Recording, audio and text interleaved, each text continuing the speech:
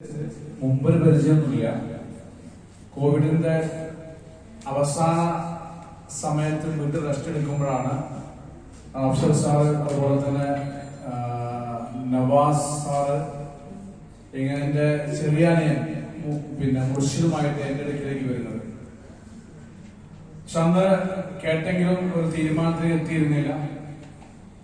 പിന്നീട് പ്രോഗ്രാമിന് പങ്കെടുത്തു, കാര്യങ്ങൾ മനസ്സിലായി എന്നതിലപ്പുറം ഫിലിംസ് അക്കാദമിയുടെ ഫൗണ്ടർ ഇസ്മായിൽ സാറിന്റെ സെഷനിൽ പങ്കെടുത്തപ്പോഴാണ് നമ്മൾ ജീവിക്കുന്നതിന്റെ അർത്ഥം എന്തെന്ന് മനസ്സിലാവുന്നത്. കുറെ കാലം പഠിച്ചിട്ടുണ്ടെങ്കിലും അതൊരു പ്രായോഗികവൽക്കരണത്തിന് കൊണ്ടുവരണമെങ്കിൽ അതിന്റെ സാഹചര്യം എന്തെന്നുള്ളതിന്റെ നമ്മൾ ജീവിതത്തിന്റെ അർത്ഥം എന്തെന്ന് മനസ്സിലാവുന്നത് ഇസ്മായിൽ സാറിന്റെ ഡ്രീം സെഷനിൽ പങ്കെടുത്തപ്പോഴാണ്.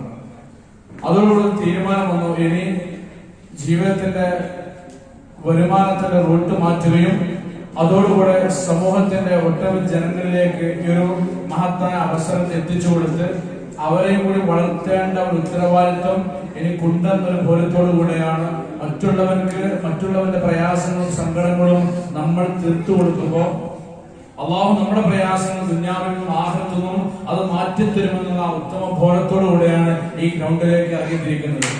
അപ്പോൾ പ്രതിസന്ധികളും പ്രയാസങ്ങളും ബുദ്ധിമുട്ടുകളും കുടുംബത്തിൽ നിന്ന്, കൂട്ടത്തിൽ നിന്ന്, കൂട്ടുകാരിൽ നിന്ന്, പല മേഖലയിൽ നിന്നും പ്രശ്നങ്ങളും പ്രയാസങ്ങളും പ്രതിസന്ധി ഉണ്ടായപ്പോ ഈ ഒരു മഹത്തായ അവസരത്തിനെ കുറിച്ച് ഞാനാണ് കേട്ടത്, ഞാനാണ് അറിഞ്ഞത്. അതുകൊണ്ട് തന്നെ മറ്റുള്ളവർ എന്തു പറയുന്നു എന്നതിന് യാതൊരു പ്രാധാന്യം കൊടുക്കാതെ എന്നെ കുറ്റം പറയുന്നവർക്കും എന്നെ കളിയാക്കുന്നവർക്കും നാളെ ഞാനൊരു സഹായിയായി മാറണമെന്ന ഒരു തീരുമാനമെടുക്കുകയും അതിന് ഉറച്ചുപോകുമെന്ന് അൽഹംദുലില്ലാ എന്നിലൂടെ നൂറുകണക്കിന് ആളുകളിലേക്ക് ആഴ്ചയിൽ വരുമാനം എത്തിച്ചു കൊടുക്കാൻ സാധിച്ചെന്ന വലിയൊരു ഭാഗ്യം ഈ സമയം ഞാൻ ഓർക്കുകയാണ്.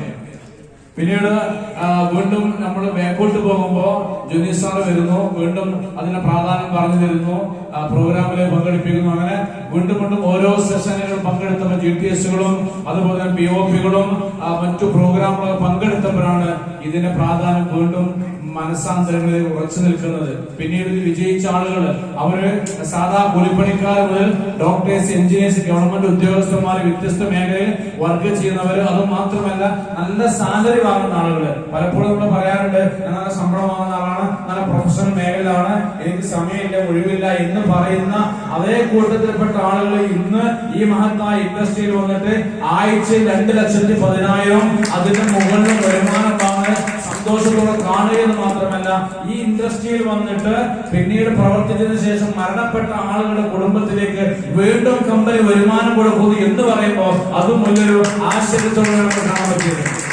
നാം മനസ്സിലാക്കേണ്ടത്, നമ്മൾ എവിടെ വർക്ക് ചെയ്താലും ഏത് കമ്പനിയിൽ ജോലി ചെയ്താലും നമുക്ക് അവിടുന്ന് സാലറി കിട്ടും, ശമ്പളം കിട്ടും, അതൊരു യാഥാർത്ഥ്യമാണ്. പക്ഷെ നമ്മൾ അവിടുന്ന് വിരമിച്ചു കഴിഞ്ഞാൽ നമുക്ക് അവരൊന്നും കൊണ്ടു തരില്ല.